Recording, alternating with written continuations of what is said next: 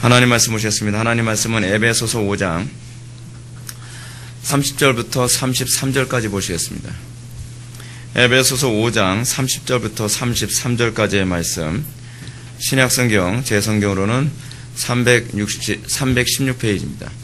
신약성경 316페이지 에베소서 5장 30절부터 33절까지 보시겠습니다. 찾으셨으면 제가 봉독하겠습니다. 우리는 그의 몸의 지체임이라. 그러므로 사람이 부모를 떠나 그의 아내와 합하여 그 둘이 한 육체가 될지니 이 비밀이 크도다. 나는 그리스도와 교회에 대하여 말하노라. 그러나 너희도 각각 자기의 아내 사랑하기를 자신같이 하고 아내도 자기 남편을 존경하라. 아멘. 이 시간은 기독교 강요 4권 1장입니다. 1절부터 4절까지 보시겠습니다. 신자의 어머니인 거룩한 공교회라고 하는 부분을 살펴보도록 하겠습니다. 신자의 어머니인 거룩한 공교회. 오늘부터 우리가 이제 기독교 강요 4권으로 넘어갑니다. 기독교 강요 4권은 교회론을 얘기합니다. 물론 교회론이 언급하고요. 그리고 여러분들 목차를 보시면 아시겠지만 이 교회론과 관련해서 전반적인 부분을 쫙 다룹니다. 여러분들 교재 첫 번째 페이지 밑에서 세 번째 줄 보시게 되면 기독교 강요 4권에서 칼빈이 뭘 다룰 것인지를 이렇게 요약하고 있습니다. 우리의 가르침의 계획상 이제는 교회와 그 정치, 질서, 그리고 권한을 논의해야 하겠고, 이어서 성례를 논의하고 마지막으로 시민의 공공 질서에 대해서 논의할 것이다 라고 얘기합니다. 그러니까 칼빈의 기독교 강요에서 우리는 이 전반적인 교회와 공공 질서와 성례에 관한 부분을 전반적으로 살펴보게 될 것입니다. 그런 차원에서 우리가 이 4권에서 교회론을 살펴보게 되는데, 우리가 이 교회를 이해한다는 것은 굉장히 중요한 문제입니다. 여러분, 우리는요 이렇게 생각하는 경향이 많이 있습니다. 우리는 경험에 굉장히 익숙해져 있습니다. 그래서 우리가 현재 신앙생활하고 있고 또는 보편적으로 보여지는 교회가 당연히 정상적인 교회이고, 뭐 대부분 다 그렇게 교회가 돌아가면 다 그냥 그것이 원래 교회가 그런 건가 보다 그렇게 생각하는 경향이 많이 있습니다. 근데 그런 모습이 언제 있었던 모습이었냐 하면 루터 당시의 종교개혁 때 모습이기도 했습니다.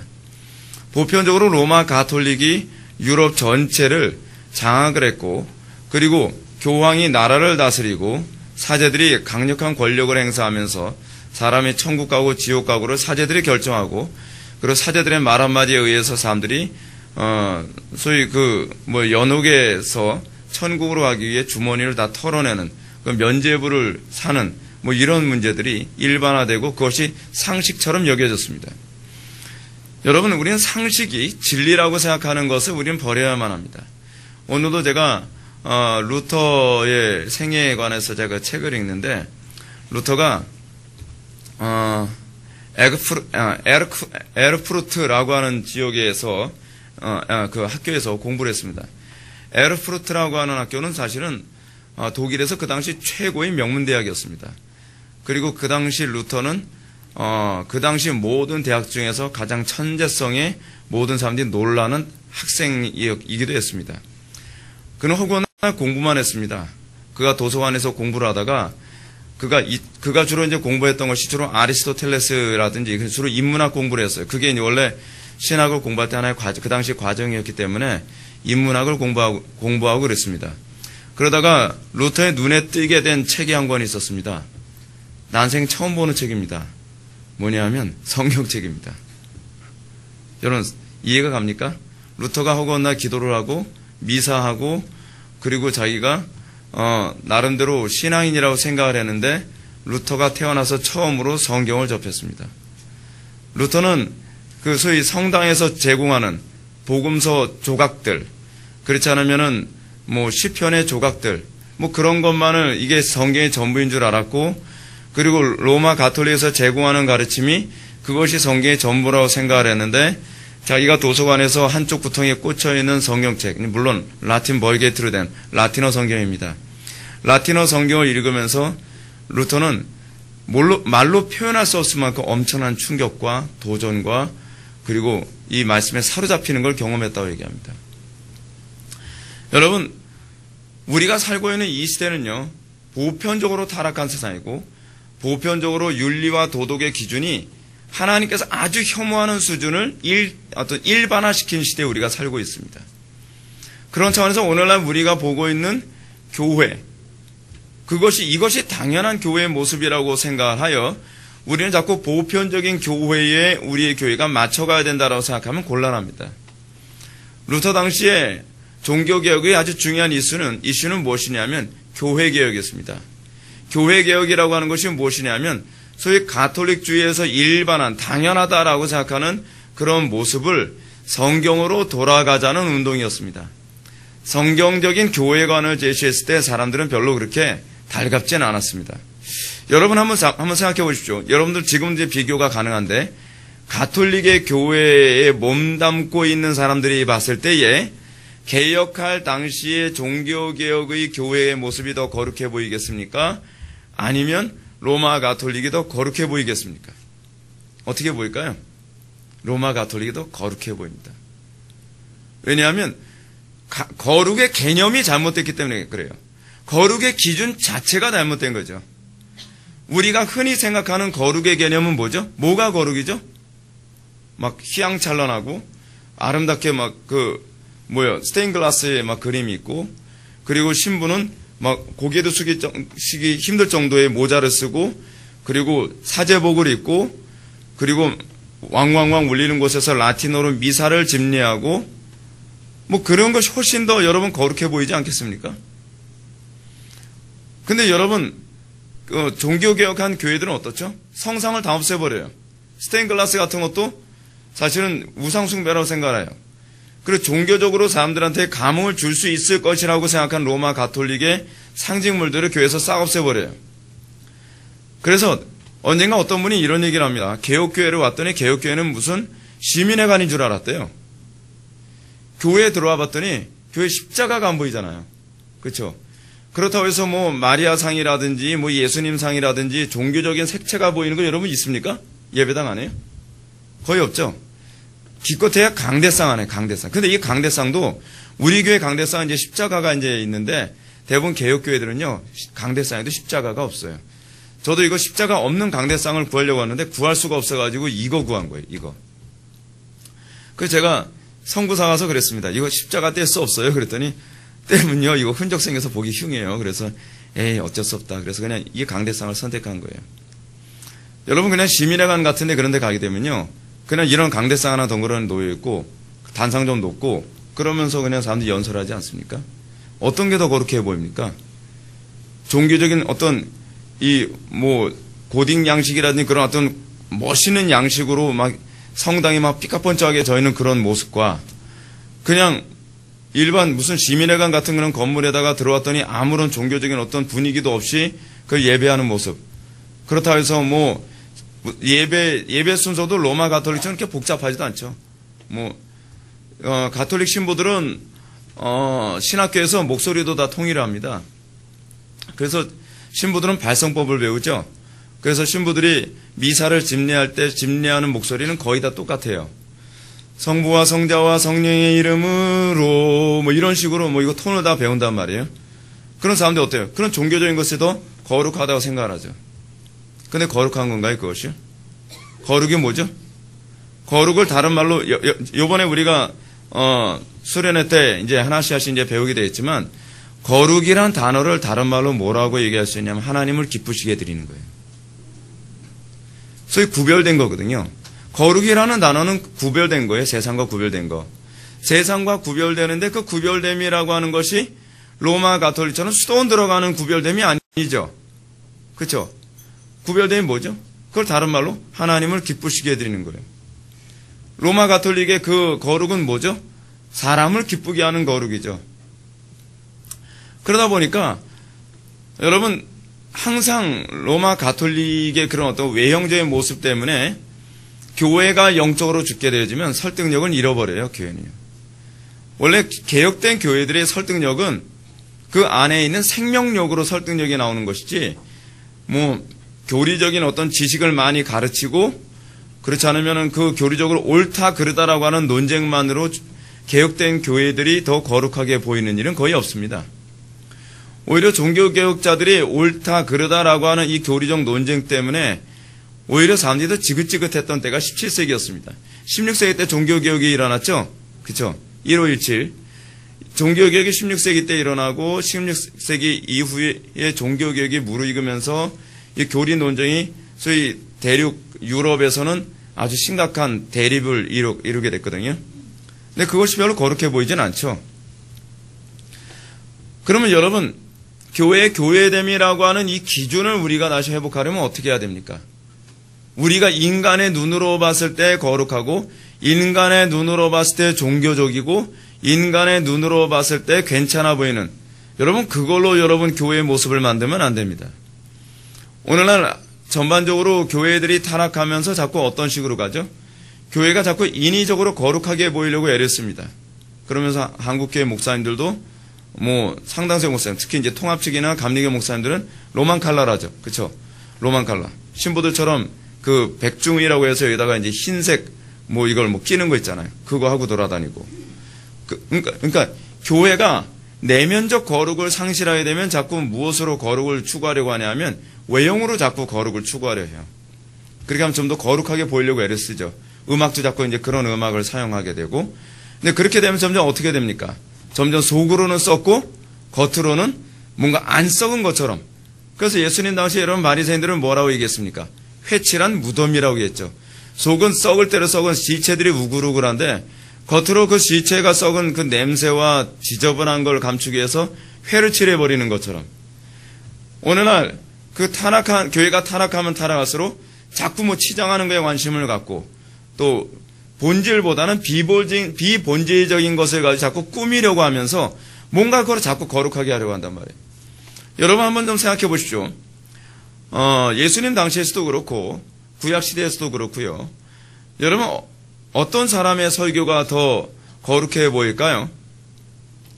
그러니까 신부들처럼 이렇게 막 성례만 집례하고 이렇게 목소리 웅장하게 이렇게 내는 그런 신부들의 모습이 더 거룩하게 보이나요? 아니면 여러분 루터 설교는 장난이 아니에요. 루터는 굉장히 과격하거든요. 루터 설교가 하도 과격해서 루터하고 쯔빙글리하고 논쟁할 때 이런 일이 있었다 그랬죠.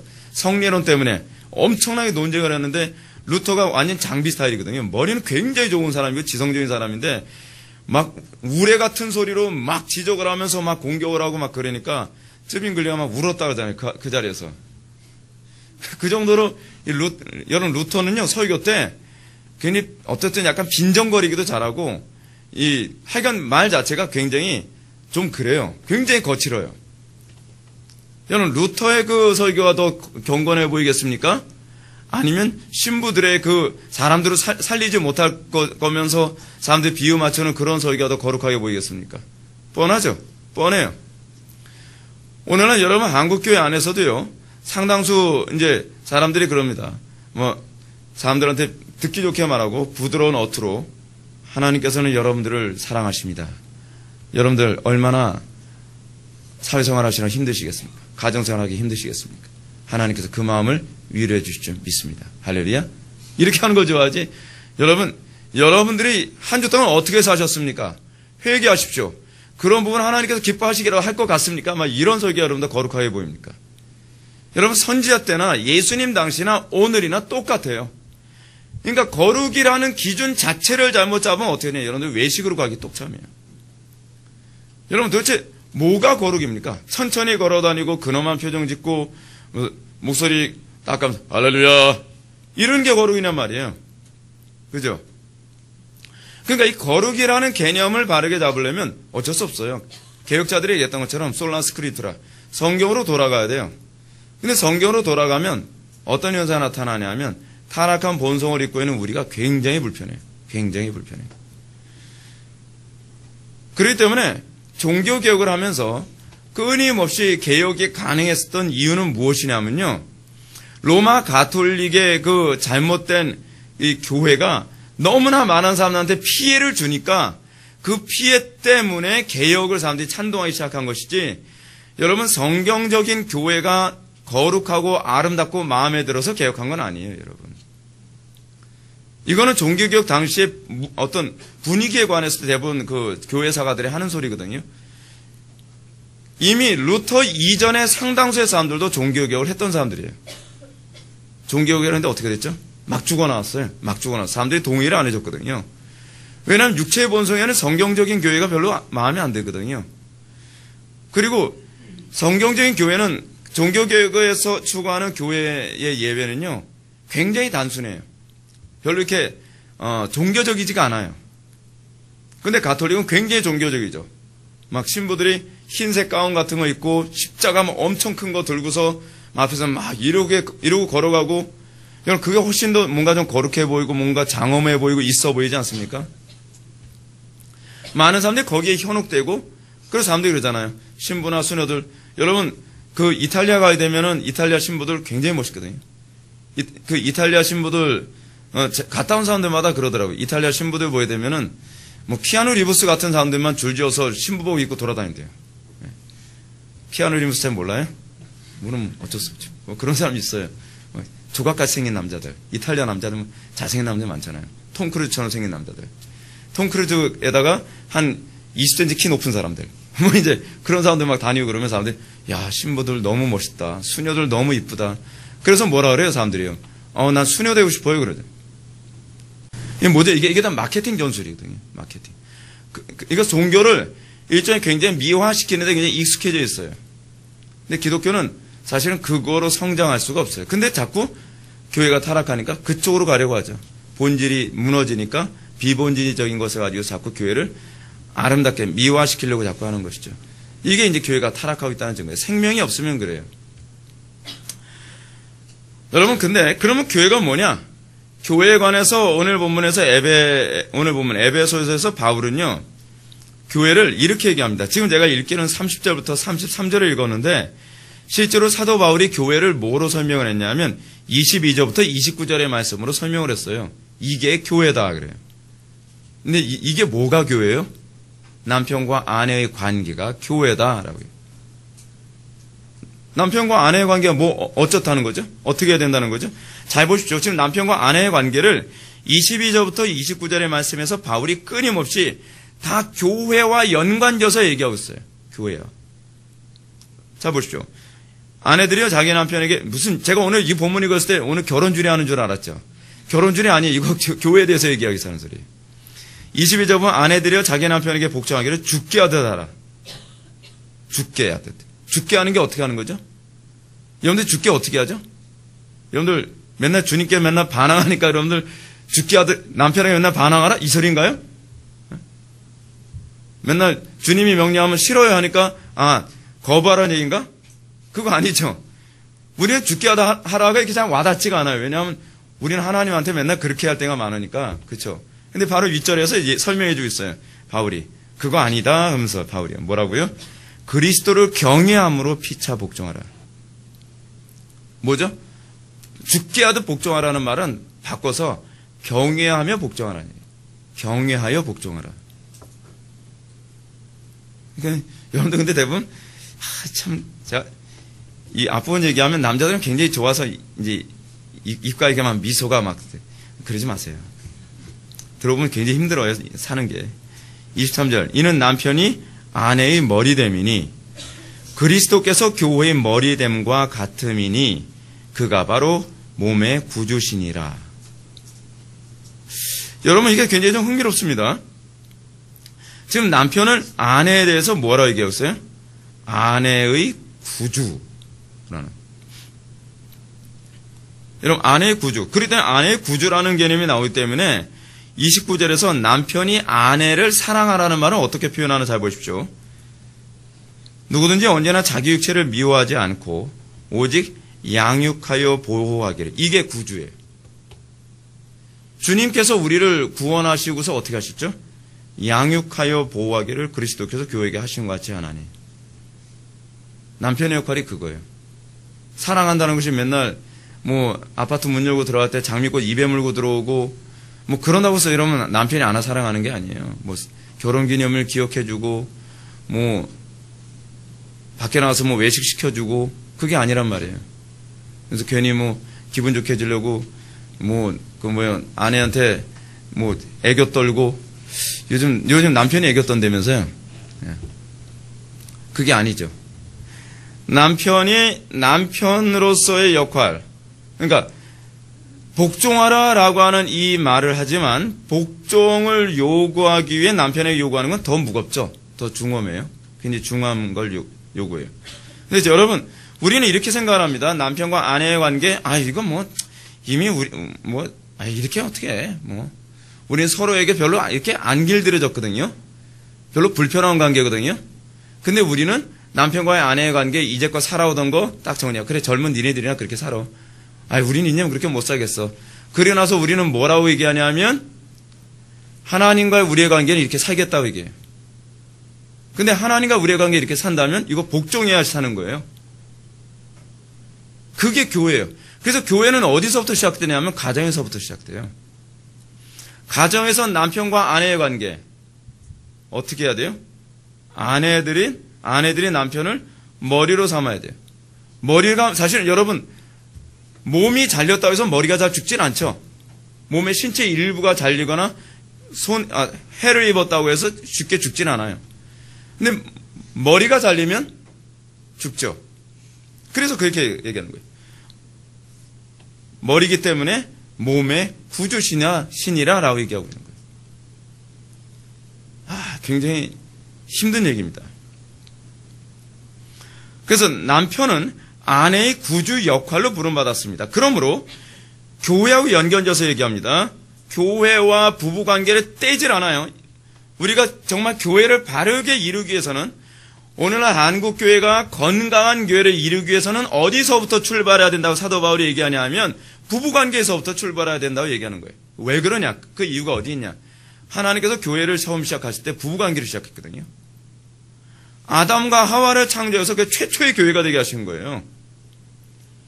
근데 이 개념이 그래서 어디서 또 나오냐면 디모데에게 목사의 자질 그리고 안수 집사의 자질에 관해서 얘기했을 때 뭐라고 얘기했어요? 남편들은 아내를 잘 다스리는 관계고 아내는 그에 못지않은 경건을 가지고 있는 여자여야 된다는 것을 목사의 어떤 자질과 안수 집사의 자질로 설명하고 있어요. 출발을 다 어디서부터 하고 있죠? 부부관계에서부터 시작하고 있어요. 부부관계에서부터. 그럼 여러분 대부분 교회가 오늘날 한국교회가 어려움이 생기는 것은 더 근본적인 부분을 손을 대야 된다는 얘기겠죠. 더 근본적인 부분. 왜냐하면 교회 안에서의 신앙생활이 거의 부부관계 안에서 막 틀어지는 경우가 많이 있거든요. 실제로 그렇잖아요. 그죠?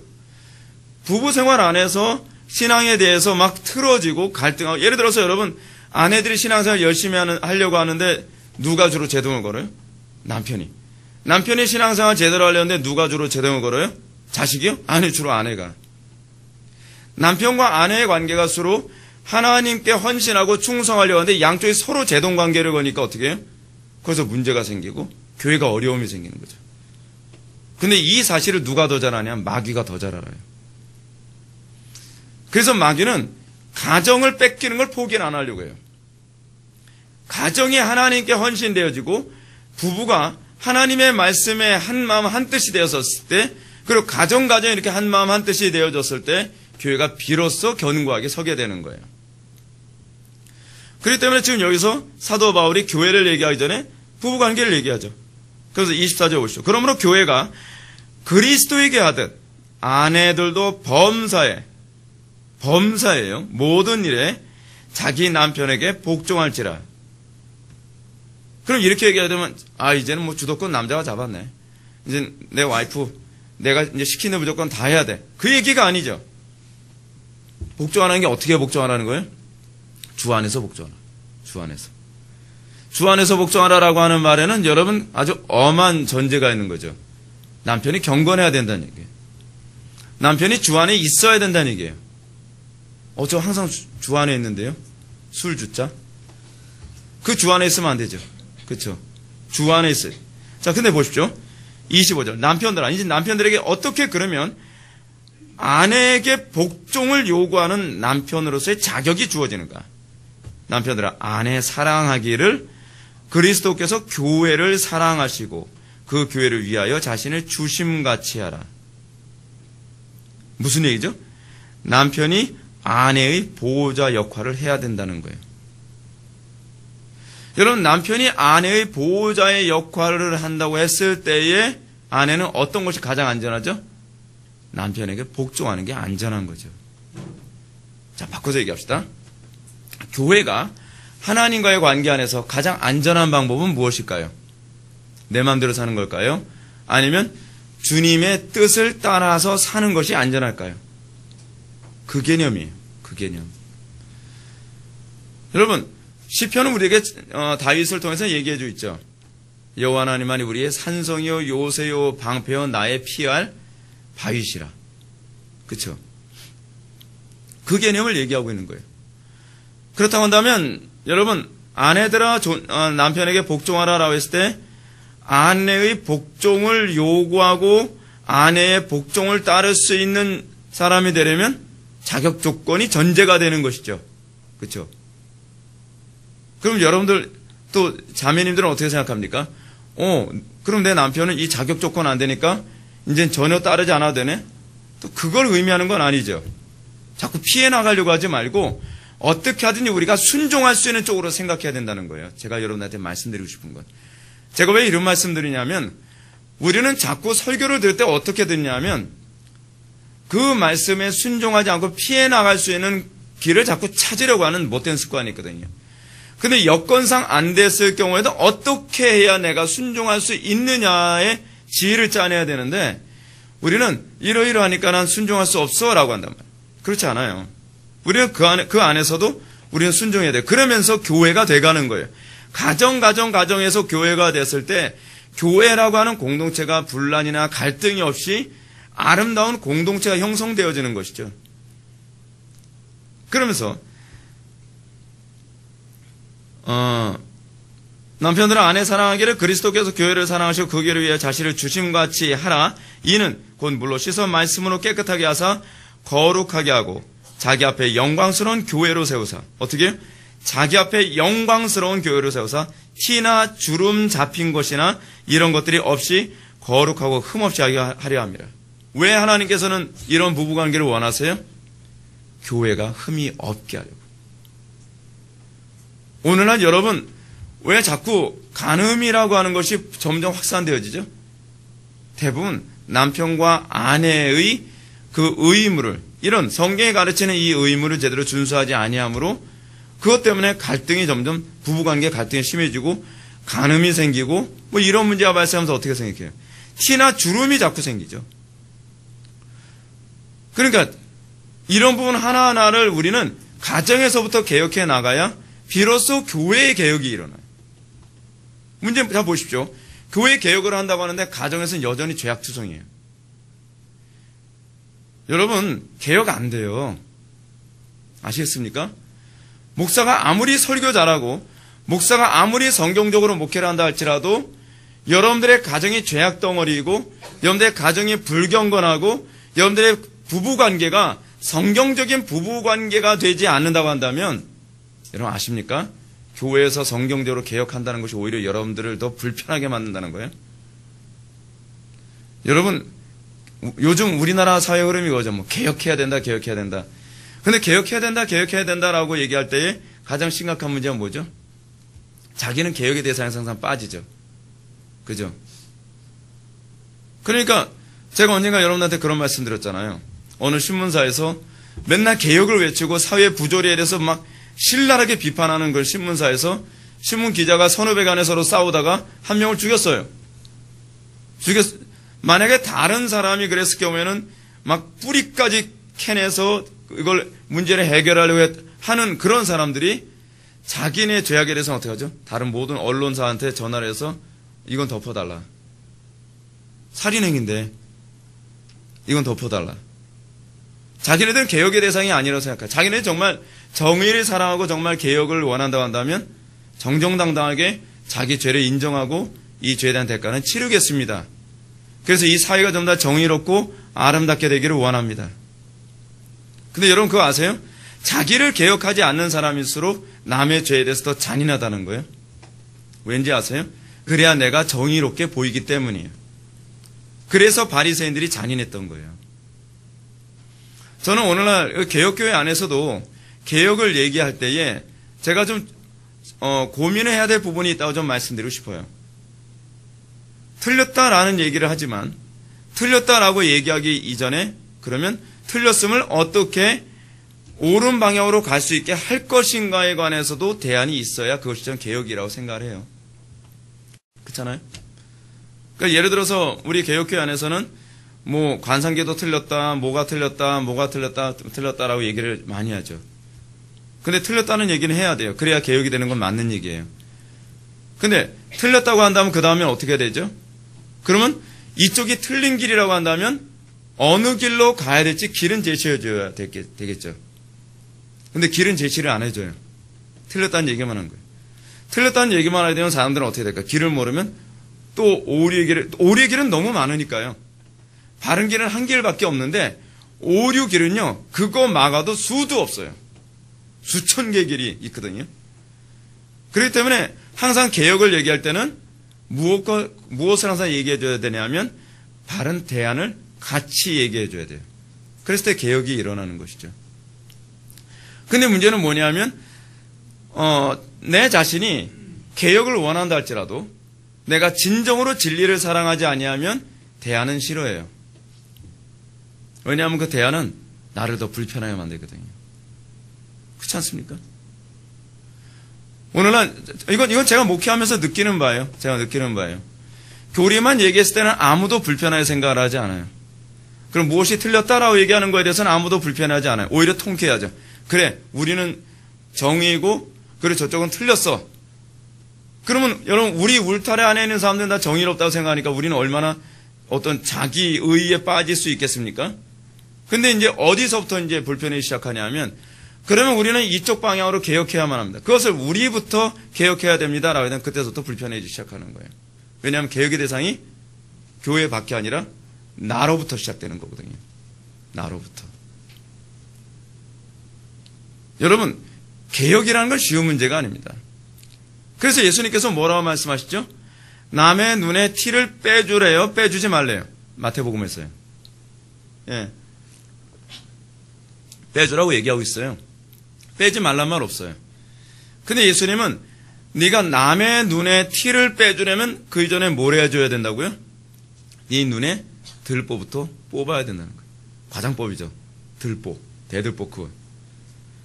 전혀 이 자기의 타락함과 자기의 죄악의 무거움을 전혀 죄에 대한 이 무거움을 전혀 느끼지 못하면서 다른 사람의 죄를 지적해서 다른 사람의 티를 빼주려고 한다는 것은 사실은 그 사람을 죽이기 위한 명분밖에 되지 않는다는 얘기죠. 예수님 말씀은요. 실제로 예수님이 바리새인들을 향해서 외쳤던 것이 그거 아닙니까? 그렇죠? 바리새인들은 사회의 악을 제거하고 그리고 사람들의 눈에 티를 빼주겠다고 얘기하는 사람들이었지만 그 사람들은 어때요? 정작 자기 눈에 들보는 볼 줄 모르는 사람들이었죠. 그렇죠? 그러니까 어떻게 해요? 결국 잔인해지는 거죠.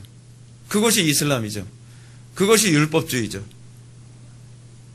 그러니까 여러분 우리는 교회 개혁과 관련해서 우리는 교회론을 우리가 살펴보는데 교회 개혁과 관련해서 우리는 무엇이 성경이 가르치는 교회인가 라고 하는 지식을 아는 것으로 만족하면 안 되겠죠. 이것이 교회 개혁으로 가야 돼요. 근데 이 교회 개혁이 어디서부터 출발해야 된다고 사도 바울이 얘기하냐면 이 모이는 교회로서의 이 회복의 교회, 이 공동체가 아니라 가정이라고 하는 가장 최소 세포로서의 최소 단위로서의 가정에서의 개혁을 먼저 얘기하고 있다는 거예요. 보세요. 교회 안에서 아무리 짧은 치마 입고 다니지 마라. 그리고 교회 안에서 간음하지 마라. 뭐 하지 마라. 아무리 얘기한다 할지라도 가정 안에서 음란하면 교회는 어떻게 될까요? 흠이나 티로 가득할 수밖에 없겠죠. 개혁은 어디서부터 시작해야 돼요? 가정 안에서 하나씩 그걸 제거해 나가야 돼요. 가정 안에서. 그래서 여러분들의 자녀들이 그런 음란한 것이라든지 폭력적이라는 것이라든지 그리고 비성경적인 것들, 불경건한 것들을 접하지 못하도록 끊임없이 경건하게 양육을 하고 부부들도 서로가 남편은 아내를 사랑하고 아내는 남편을 경외하는 자 그리고 아내가 남편에게 복종하는 관계라고 하는 이 질서의 관계가 형성되어질 때에 교회 안에서도 그 질서의 관계가 형성되어지는 것이죠. 지금 문제는 우리는 가정 안에서부터도 질서가 아래서 위로 완전히 뒤집어졌어요. 오늘날 여러분 집에서 가장 큰 어른이 누구죠? 정답은 리모컨 쥐고 있는 사람. 그죠? 리모컨을 누가 쥐죠? 아이들이 쥐죠, 주로. 아빠는 예를 들어서 뭐 뉴스 보고 싶다? 엄마는 드라마를 보고 싶다? 애들은 만화 보고 싶다. 채널이 여러 개 있어요. 그러면 그 채널이 주로 어디로 가죠? 네, 떼쓰고 있는 아이들. 투니버스로 가요. 그렇게 되면 항상 근데 가정의 질서가 그렇다니까요. 그러면서 아빠가 야, 아빠 뉴스 볼 때는 뉴스 틀어. 그러면 이제 애들이 아, 우리 아빠 독재야. 그죠? 이게 어디서 독재는 틀려니까. 그럼 여보, 약간 만화 보고 싶대잖아. 그 만화 재밌게 보는 것도 지금 정치가 이렇게 돌아가는 지금 사회가 어떻게 돼? 여보 좀 알았어 그럼 이제 투니버스 다시 돌아 만화 다시. 그 가정의 질서는 이제 주로 리모컨을 쥐고 있는 사람에서 결정된다 그러죠. 근데 여러분 이게 사실은 제가 좀 농담 삼아 얘기했지만 실제로 모든 것이 아이들 중심으로 돌아가고 있다는 걸 여러분 알고 계십니까? 근데 이게 굉장히 심각한 문제라는 걸 우리는 전혀 의식을 못해요. 저는 제가 이 병원에 가다 보니까 요즘에 최소한 일주일에 한두 번씩은 제가 전철을 타거나 버스를 타요. 그래서 제가 볼 때마다 참 많이 안타까운 게 뭐냐면 죄가 보편화되는 것, 편리함과 안락함이 보편화되면 얼마나 무서운 것인가를 또 한 번 느껴요. 이상하게 누가 가르쳐 준 것처럼 애기 엄마들은 다 애들하고 다니면요. 애들 손에 엄마들의 스마트폰을 애들한테 다 쥐어줘요. 그럼 애들은 버스 안에서 전철 안에서 하다못해 병원 안에서조차도 애들 돌아다니지 못할 애들은 계속 스마트폰만 눈을 쳐박고 있는 거예요. 그럼 여러분 애들은 어떻게 클까요? 근데 문제는 편리하고 안락하고 쉽게 살기 위해서 그렇게 계속 바뀌어가는 거예요. 사회가. 이게 보편화되고 그게 일반화돼요. 그래서 만약에 누군가가 옆에서 저는 막 얘기해주고 싶어도 여기까지 올라왔다 내려왔다 올라왔다 했다 계속 시험에 드는데 그 아주머니 보고 얘 자꾸 스마트폰 보여주면 얘 팝콘 브레인인데요. 머리 아주 심각해진다니까요. 그럼 어떻게 될까요? 그날은 재수없는 날 되는 거예요. 서로가. 그죠? 예. 무슨 말인지 아시죠? 난리 나는 거예요. 푸닥거리 한번 하고. 예. 이게 왜냐하면 왜 사람들이 그걸 싫어하느냐? 나 편리한 걸 왜 당신이 불편하게 만드는 거예요? 이 시대 가장 심각한 우상은 편리함이라니까요. 교회 안에서도 여러분 이 편리함이 우상이 되거든요. 자, 서론이 너무 많이 길었는데 서론도 아니고 사실 오늘 본문을 얘기하는 거니까. 그럼 이 교회가 뭐냐? 여러분 교회를 저는요 여러분들에게 가정에서부터 교회를 얘기했습니다. 근데 흥미로운 게 뭐냐면 교회가 부모래요. 근데 부모가 교회거든요. 아이들에게. 놀랍잖아요? 이게 칼빈의 이 개념이 그냥 나온 개념이 아닌 거예요. 근데 이 교회가 이 회복의 교회라고 하는 이 하나의 교회가 같은 지체들의 모임이면서 또한 성도들을 지키고 여기서 얘기하는 것처럼 양육하여 보호하는 어머니와 같은 존재가 교회란 말이에요. 성경에서 뭐라고 얘기했죠? 그 10계명 중에서 제5계명이 뭐죠? 내 부모를 공경하라. 공경하지 않으면 부모가 자녀를 보호하고 양육이 불가능하죠. 이 불가능해요. 예를 들어서 애들한테 야 무단횡단하지 마라고 애들한테 교육을 시켰는데 애가 순종을 안 해서 무단횡단하다가 사고가 나게 되면 그건 뭐죠? 순종하지 않아서 생긴 보호로부터의 떠남이죠. 근데 그게 우리에게서 일상적으로 나타난 다반사로 일어나고 있는 부분이에요. 사실은 여러분 제가 목회를 하면서 여러분들이 뭐 영적으로 잘못된 유입되지 않도록 하기 위해 수많은 것을 여러분들에게 경고하고 가르칩니다. 근데 여러분들이 그 보호 안에 있으려고 한다면 순종하는 것밖에 방법이 없어요. 목사가 여러분들에게 그것을 하지 못하도록 어린애들 대하듯이 체벌하고 그럴 수는 없는 문제거든요. 그것은 여러분들이 알아서 자발적으로 순종할 때라야만 양육이 되고 보호가 되는 것이죠. 그렇죠? 칼빈이 얘기합니다. 교회가 어머니와 같다. 그래서 우리는 교회와 연합해야 한다. 연합해 있어야 한다. 제가 여러분한테 이런 말씀 드렸습니다. 로마 가톨릭은 교회가 구원을 준다고 본다 그랬죠. 그렇죠? 근데 기독교는 교회 안으로 구원을 받은 거죠. 무슨 말인지 아시죠? 구원을 받음으로 교회의 일원이 되는 거예요. 근데 로마 가톨릭은 교회 안에 있어야만, 교회 안에 들어와야만 구원을 받는다고 생각하는 거예요. 완전히 다른 얘기죠. 완전히 다른 얘기예요. 근데 표면상으로는 굉장히 비슷해요. 어떻게 비슷하냐? 우리는 구원을 받게 되면 교회의 일원이 되는 거, 교회와 연합하기를 원해요. 그 이유가 뭐냐면 DNA 때문에 그래요. DNA. 내가 예수를 믿기 전에는 다른 몸이었어요. DNA 자체가, 영적인 DNA 자체가 달랐단 말이에요. 그래서 어때요? 우리가 예수 믿기 전에는 교회의 일원 되는 걸 굉장히 혐오스럽게 생각하죠. 그리고 교회에 웬만하면 출석을 안 하려고 해요. 그리고 웬만하면 요즘 우리나라 트렌드 그거 아닙니까? 사람들이 예배만 참석하고 바람과 함께 사라지고, 더 심한 사람들은 인터넷으로 설교 듣고 그것을 신앙이라고 생각하고. 근데 그거는요, 신앙이 아니에요. 진짜 신앙은 교회의 일원들과 한 몸을 이루는 거예요. 왜냐하면 그 교회가 그리스도의 몸이기 때문에. 내가 그리스도의 몸과 한 몸 이루는 거 굉장히 혐오스럽게 생각하고, 나 그냥 싫어, 그냥 싫어. 그냥 싫은 게 아니에요, 여러분. DNA 문제예요, DNA 문제. 그렇기 때문에 우리는 그리스도와 연합이 되는 것이지, 그리스도와 연합을 해야만 구원을 받는 건 아니에요. 로마 가톨릭은 그 교회 안에 들어와야 구원을 받는다고 얘기하지만, 우리는 구원을 받았기 때문에 그 몸을 사모하게 된다는 것이죠. 그죠? 제가 요번에 불가리아에 갔다 오고 나서 그 불가리아에 그 선교사님 두 분하고, 사실은 뭐 그 선교사님 그 가정하고 저하고는 뭐 만날 기회가 별로 없는데, 그분하고 한 열흘 정도 같이 있으면서, 야, 이렇게 친해질 수 있나라는 생각이 드는 거예요. 거의 매일 카톡을 하다시피 하는데, 너무 서로가 이제 보고 싶어 하고, 그러니까 마치 멀리 떨어진 이산가족 같은 거예요. 또 보고 싶고, 만나고 싶고, 자꾸 그런 거예요.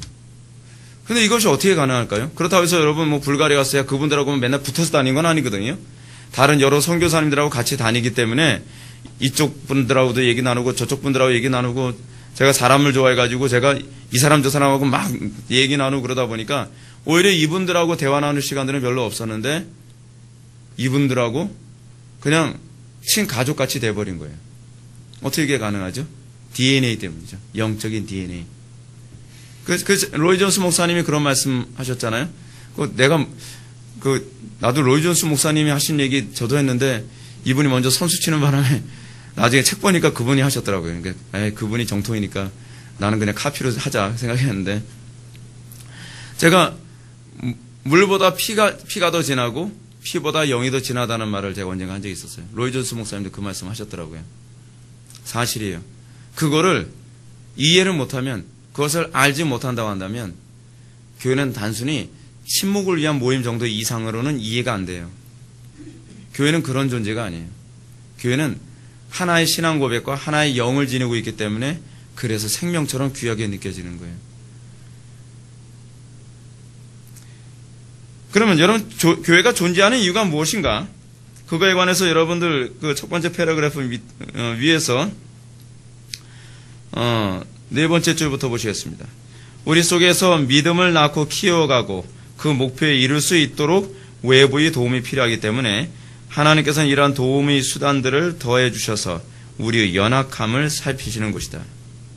어떻게 도움을 줄까요? 이거를 프리메이슨들은 더 잘 알아요. 전에 무덤 파괴 작전이라는 책이 시판됐었는데, 무덤 파괴 작전이라는 책은 뭐 프리메이슨이라고는 나오지 않았는데, 일루미나티라든지 프리메이슨 또는 오프스데이 뭐 그런 유형의 그 단체에 있었던 일급 비밀 요원이었던 것 같아요. 프랑스 지부장하고, 프랑스 파리 지부장하고, 캘리포니아에 있는 어디라 했더라? 거기 그 지부장하고 서로 비밀 문서를 주고받은 내용이거든요. 어떻게 해야 교회를 무너뜨릴 수 있는가? 어떻게 해서 지구상에서 교회를 씨를 말릴 수 있는가? 그것과 관련해서 비밀 문서를 주고받았어요. 근데 내용이 수준이 굉장히 높아요.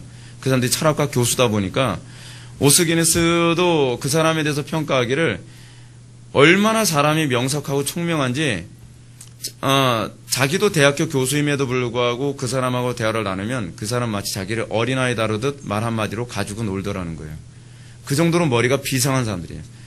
근데 그 사람이 어느 날 자기가 그런 프리메이슨이었던 오프스데이나 일루미나티 뭐 그쪽 계열이라고 하는 것을 밝히고서 자기가 이제껏 비밀 문서는 원래 받으면 그 즉시 파기해야 되는데 일부러 파기하지 않고 차곡차곡 다 쌓아놓고 보관해놨다는 거예요. 그러면서 이 비밀 문서를 내가 당신한테 주겠다. 그래서 이 비밀 문서를 유럽의 교회들이 빨리 이것을 받아들이고 개혁하지 않는다고 한다면 이제 미국이라든지 다른 나라들이 이 교훈을 받아들이지 않는다고 한다면 미국이나 다른 여러 기독교 국가들은 유럽과 동일한 절차를 받게 될 것이다. 그래서 그 사람은 그거 주고서 어디론가 도망가 버렸어요. 자기는 잡히면 죽는다고. 근데 거기서 그 사람들이 얼마나 정확하게 교회를 진단했는지 뭐라 하냐면, 교회를 파괴시키기 위해서 해야 되는 아주 중요한 방법이 하나 있다. 이건 절대적으로 필요하다. 그것은 뭐냐면 동일한 신앙 고백을 하지 못하도록 만들어라. 교회는 믿음의 지지 기반이기 때문이다. 여러분, 같은 신앙 고백을 하는 사람들이 모여서 같은 신앙 고백을 서로 신앙의 고백을 나눌 수 있다는 것은 우리의 믿음을 얼마나 강화시킬 수 있는 건지 모릅니다. 여러분, 우리가 같은 신앙 고백을 가지고 있다는 것을 통해서 우리는 어떻습니까? 예를 들어서 여러분들이 뭐 동성애 문제라든지 그렇지 않은 사회적 어떤 특별한 이슈에 관한, 자살에 관한 문제 뭐 이런 문제들 가지고서 다른 안 믿는 사람들이나, 또는 교회는 다니긴 다니는데 너무 세속적으로 물들어 있는 사람하고 어떤 술, 담배, 주처에 관한 문제 이런 거 가지고 토론하고 논쟁하다가 막 열만 있는 대로 받았어요. 주변에서 자기 혼자만 몰렸어요. 그리고 나면 여러분 첫 번째 나타나는 현상이 뭔지 아세요? 내가 신앙생활 잘못하고 있는 건가? 내가 너무 외골수로 생각하는 건가? 내가 너무 수용성, 포용성이 너무 없는 거 아닌가? 내가 성경을 너무, 왜냐하면 상대방도 내 논리를 꺾기 위해서 다양한 성경 구절도 인용하고, 그리고 다양한 방식으로 우리의 신앙에 관해서 공격을 해오거든요. 그리고 나면 우리는 굉장한 혼란에 빠지게 되죠. 근데 그런 상태에서 풀이 죽어가지고 여러분들 교회 왔을 때, 교회 안에서 진짜, 야, 그건 네가 잘못이야. 야, 자살할 수도 있는 거지. 자살했다고 왜 지옥 가겠니? 뭐 이런 식으로 예를 들어서 얘기했다 칩시다. 제가 자살에 관한 문제에 관해서 내가 이미 한번 언급했기 때문에 설명을 안 하였어요. 또 제가 이거 얘기하고 나면, 김 목사님은, 그래서 인터넷에서 듣는 사람이 또 그렇게 얘기할까봐 아주 좀 또 신경이 쓰이는데, 알아서 생각하시라고 그러고. 그렇게 됐을 때 여러분들이 교회에 들어왔어요. 교회에서 다른 지체에게 만약 그렇게 됐다면, 여러분들 믿음 지킬 수 있겠습니까? 혼란스럽죠. 대부분 다 다른 종교 포용하자고 하는데, 나 혼자 오로지 기독교만, 오로지 예수만. 여러분 그렇게 한다면 여러분들 어떻게 됩니까? 혼란스럽죠. 내 신앙이 흔들리죠. 근데 여러분 교회 안에 들어왔는데 모든 지체들이 만날 때마다, 야, 그건 아니지. 네가 옳지. 여러분 그것이 우리의 믿음을 얼마나 강화시킵니까? 근데 그거를 이미 프리메이슨이나 오프스데이나 일루미나티 같은 사람들은 교회를 무너뜨리기 위해 서로가 신앙 고백을 나누지 못하도록 만들어야 된다고 얘기하는 거예요. 그래서 칼빈이 교회가 성도들의 어머니와 같은 존재라는 거예요. 여러분 보십시오. 여러분들 학교 생활하다가 여러분들 가정교육을 받았는데 다른 친구들은 다르게 생각해요. 한 번은 우리 애가 이런 얘기를 해요. 학교 갔다 오더니, 아빠, 왜 딴 집 애들은 이상하게 부모님한테 왜 다 반말을 하는지 모르겠어요. 이게 보편화된. 근데 그런 가운데서 그런 의문, 고민 생겼을 때 아이들이 이 혼란을 어떻게 해결하죠? 집에 와서 부모님한테 얘기해서. 그 부모가 이 부분을 정리해 주죠. 그건 잘못된 거야. 이게 옳은 거야. 제가 얼마 전에 제가 식사를 하고서 이제 오는데 어떤 한 40대 중반? 한 50대 중반 정도 될 것 같네요. 중년 남자분이 머리 허연 할머니하고 자기 어머니인데 이제 손을 잡고 가요. 엄마가 어머니한테 굉장히 자상하게 얘기하는데 엄마한테 항상 이 동생 대하듯 반말로 얘기해요. 내가 5만 원 꿔줄까? 엄마 내가 꿔줘서 엄마 안 갚으면 어떡할래? 안 갚으면 안 되잖아. 저는 듣기 굉장히 거북하더라고요. 어머니가 보니까 치매 증상이 있으신 것 같아요. 애기 다루다는 거. 우리는 이런 부분에 있어서 공동체가 왜 중요한가? 그런 차원에서 점점 우리는 교회가 이런 식으로 서로에게 믿음의 지지 기반을 해주고 있다는 것이죠. 두 번째로 교회가 존재해야 되는 이유는 뭐냐면 복음을 전하는 역사가 흥왕하도록 하기 위해서예요.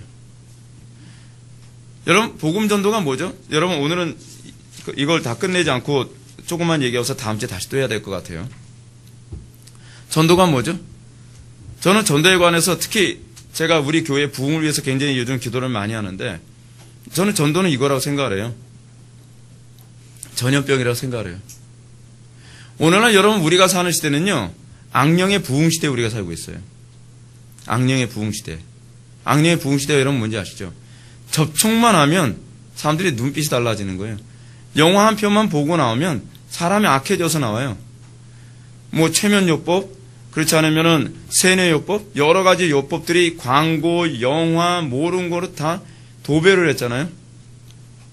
어떤 사람 아이들을 학교에 보내고 나면 아이들의 사고방식이 완전히 확 바뀌어서 와요. 그거 어떻게 되는 거죠? 왜 그렇죠? 전교조 선생님 밑에서 배운 학생들은 아이들의 사고가 완전히 확 바뀌어서 온단 말이에요. 왜 그렇죠? 지식의 문제일까요? 참 그렇게 생각 안 해요. 이건 영적인 문제라고 생각해요. 초대교회 당시에 여러분 부흥이 일어났습니다. 부흥이 일어나고 나서 초대교회 당시 사도행전 24장에 나오는데 뭐라고 얘기합니까? 이는 전염병이라. 복음을 전하기만 하면 사람들이 부정했던 사람들이 거룩해지는 거예요. 그런데 오늘날 우리는 왜 전도에 그렇게 위축되죠? 이유는 여기 있어요. 우리는 부정한 사람들을 만나면 나도 부정해질까봐 우리가 이미 위축되어 있는 거예요. 여러분 전도는 어떻게 해야 되는지 아십니까? 내가 만나는 사람들마다 거룩해질 거라고 하는 담대함과 충만함이 있을 때 이게 전도가 시작되는 거예요. 전도한다고 하면서 여러분 전도된 사람들 많잖아요. 굉장히 많잖아요. 여러분 우리는 너무 전도를 지식으로 생각해요. 그거 아니에요. 여러분들의 친구를 만났을 때, 여러분들의 동료들을 만났을 때 그들이 여러분들에게 영향을 받습니까? 아니면 여러분들이 영향을 받습니까? 이 문제거든요. 영적 전쟁은요. 부정케 될 것인가 거룩하게 만들 것인가에 관한 문제예요. 여러분 율법과 복음의 차이가 뭔지 아세요? 율법 시대에는 무조건 부정을 피하라고 가르치죠. 그래서 예를 들어서 유치병 환자 있으면 어떻게? 만지도 말아야 돼요. 시체도 만지면 안 돼요. 문둥병자? 만지면 안 돼요. 그럼 어떻게 해야 되지? 끊임없이 적대시하고 끊임없이 선을 긋고 어찌하니 암만 날려가고 우리들끼리 뭐예요? 비닐하우스 치고 살아야 되죠. 개토로 형성해야 되는 거예요. 그게 왜 그러냐면 율법주의이거나 영적으로 침체됐을 때 나타나는 현상이에요. 그런데 예수님이 오시고 나서 예수님이 센세이션을 일으켰어요. 어떤 센세이션을 일으켰죠?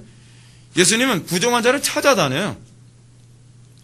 예수님은 문둥병자들 치료를 하시는데 너희들은 만지면 나 부정해지니까 안 돼. 그냥 기도만 하자. 그냥 손만 주변에다 얹을게. 이런 것이 아니라 어떻게? 직접 거기에 손을 얹고 기도하시죠. 예수님이 문둥병자에게 손을 얹고 기도했다는 것은 전염될 걸 두려워하지 않았다는 것에 대한 충격이 아니에요. 유대인들은 부정한 자를 만지면 안 된다라고 하는 율법적 의식이 있었거든요. 왜냐하면 부정한 자를 만지면 네가 부정케 된다고 생각한 거예요. 근데 예수님은 복음은 그렇지 않다라고 얘기하는 것이죠. 복음은 뭐죠? 접촉을 했더니 그가 오히려 거룩해지는 거예요. 그래서 예수님 뭐라고 말씀하십니까? 문둥병자들한테. 문둥병자 몇 명 왔었죠? 10명 왔었죠.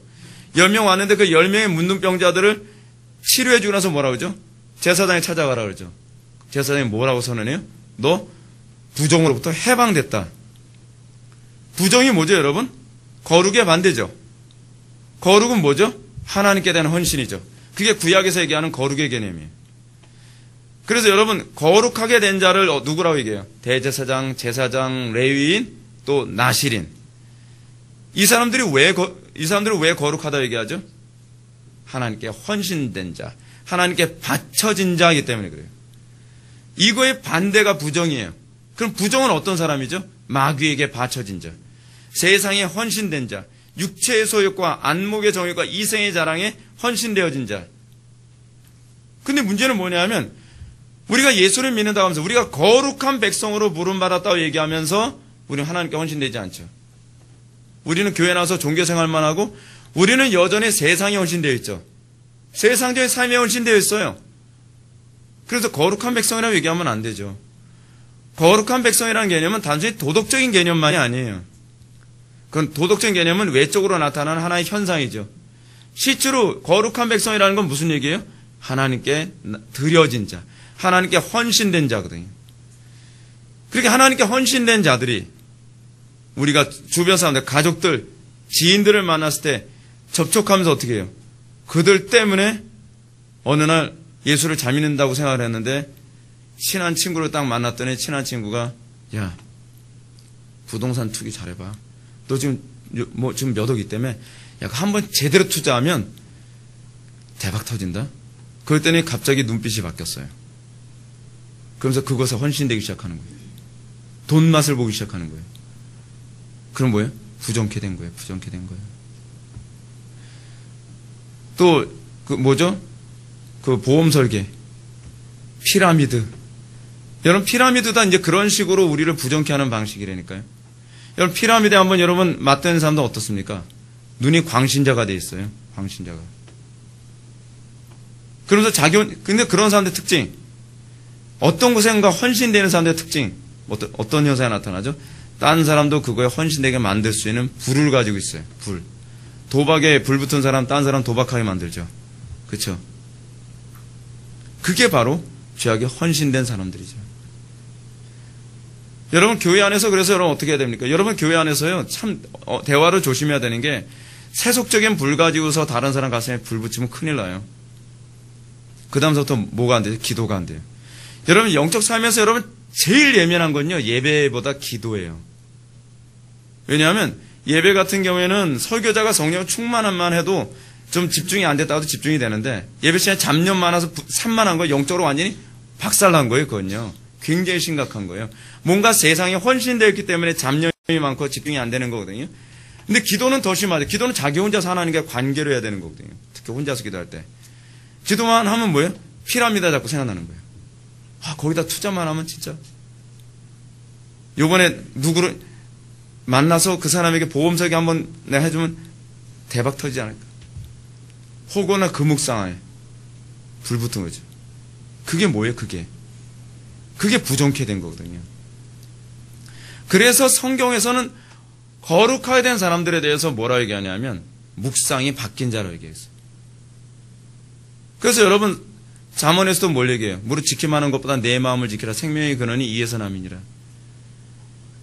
혹여나 맨날 여러분들의 묵상의 그 불이 다른 사람들에게 어떻게 전염될까를 여러분 두려워하십시오. 여러분들의 그 죄악의 불, 무엇인가 불타고 있는 거, 불타고 있으면 여러분 그게 꼭 뭐로 나오죠? 말로 나오죠. 말로 나와서 어떻게 합니까? 다른 사람을 거기에 전염시키죠. 그래서 공동체 전체를 다 파괴시켜 버리는 거예요. 근데 그거를 막을 수 있는 건 거룩한 불이죠. 그래서 부흥기가 되면 예수 믿는 사람들이 안 믿는 사람들을 만나고 싶어서 환장하죠. 왜냐하면 내 속에 하나님의 그 거룩한 불, 헌신된 불이 뜨겁게 타올라서 그들을 불붙일 수 있을 것 같은 거예요. 그건 자기가 느끼거든요. 자기가 알아요. 그래서 그들을 만나면 그들도 예수 믿게 되고 그래서 날마다 구원받는 자의 수가 더해지는 거예요. 오늘날처럼 예수 믿는 것에 대한 불도 없으면서 숫자를 모으게 되려면 뭐를 해야 되죠? 세속적인 불밖에는 사람들을 끌어모을 방법이 없죠. 그러니까 교회가 타락하는 겁니다. 사랑하는 성도 여러분, 저는 교회가 거룩한 불로 활활 타오르는 교회가 되길 바랍니다. 거룩한 불로 활활 타오르려면 우리 속에 세속의 불이 꺼져야만 합니다. 세속의 불이 꺼져야 돼요. 전도는 거기서부터 시작되는 겁니다. 내가 하나님께 충성된 마음으로 항상 불타오르고 항상 묵상이 어떻게 하면 하나님을 기쁘시게 해드릴까? 어떻게 하면 하나님을 영화롭게 할 것일까? 어떻게 해야 이웃을 더 사랑할 수 있을까? 어떻게 해야 저들을 그리스도께로 인도할 수 있을까? 어떻게 해야 교회에 유익을 끼칠 수 있을까? 과거에 우리 어머니가 저한테 그런 얘기를 하셨어요. 야, 나 처음에 은혜 받았을 때 그냥 하루 24시간 맨날 교회만 생각나더라. 어떻게 하나님을 기쁘시게 해드릴 수 있을까? 어떻게 해야 이 교회에 내가 유익을 끼칠 수 있을까? 그래서 수시로 예배당 가서 둘러보고 뭐 쓰레기 안에서 쓰레기라도 줍고 싶고 청소하고 싶고 커튼을 누가 저거 빨지 않아서 몇 년 동안 아주 그 때가 찌들어 있으면 아이고 내가 저거 커튼을 저거 빨지 않아서 그런 것 같아가지고 다른 사람 커튼 뭐 누가 안 했어 그게 아니라 내가 커튼을 저거 빨지 않아서 그런 것 같다 그렇게 생각된다는 거예요. 그럼 남 몰래 다른 사람들한테 뭐 좀 잘난 체하는 것처럼 보일까봐 밤늦게 가지고 커튼을 혼자서 가서 그 옛날 비로도로 했다 그랬잖아요 제가 전에. 그거 다 내려가지고 혼자서 빨고 널어놓고 막 꾸정물이면 시커멓게 나오더래요. 막. 그럼 교회 안에 풍금이 없다 그러는데 우리 집도 그 당시 돈이 많지 않았거든요. 옛날에는 풍금이었잖아요. 돈이 없으니까. 아니 오르간. 풍금은 그래도 좀 있었는데 오르간은 별로 없었거든요. 그러면은 우리 부모님이 돈을 적금을 들어서 그거 가지고 오르간하고 그러니까 만나는 사람들마다 불이 붙는 거예요. 만나는 사람들마다. 우리 어머니를 만나는 사람마다. 거룩한 불이죠. 거룩한 불. 하나님을 기쁘시게 해드리고 싶어서 막 항상 불타 있는 거예요. 그래서 저희 어머니가 저한테 이런 얘기도 하신 적이 있었어요. 네가 몸이 약한 건 그것도 내가 나는 왜 그랬는지 몰라 그때. 하나님 기쁘시게 해드린 것밖에 생각이 안 나더라. 너 몸 약해서 내가 보약도 좀 해주고 뭔가 잘 먹였어야 되는데 그 생각이 전혀 들지가 않더라는 거예요. 그냥. 여러분 교회가 그런 사람들로 가득해지면 어떻게 해질까요? 진짜 거룩해지지 않을까요? 진짜 은혜가 충만해지지 않을까요? 그것이 교회입니다. 그것이 교회. 다 같이 기도하시겠습니다. 사랑이 많으신 하나님 아버지, 우리가 오늘 시간 교회론을 살펴보면서 교회가 가정에서부터 부부관계에서부터 성경적으로 바로 서야 됨을 다시 한번 생각하게 되었습니다. 남편이 아내를 사랑하고 아내가 남편에게 그리스도께 복종하듯 복종하는 그 풍토가 됐을 때 이 가정에서부터 교회 개혁이 일어나고 가정에서부터 교회의 교회됨이 바르게 설 수 있음을 다시 한번 깨닫게 되었습니다. 아버지 하나님, 우리가 먼 곳에 개혁을 얘기하기 전에 우리 자신부터 개혁을 우리가 외칠 수 있게 하여 주시고 그래야 한국교회가 나아가서는 개혁되어 이 어두운 시대에 이 대한민국 교회가 이 세계 교회에게 복의 근원으로 끝까지 버텨낼 수 있도록 은혜 베풀어 주옵소서. 날이 갈수록 우리의 미래가 어둡습니다. 아버지 하나님, 우리에게 믿음을 더하여 주시고 주님을 뜨겁게 사랑할 수 있는 마음 허락하여 주옵소서. 예수님의 거룩하신 이름으로 기도드립나이다. 아멘.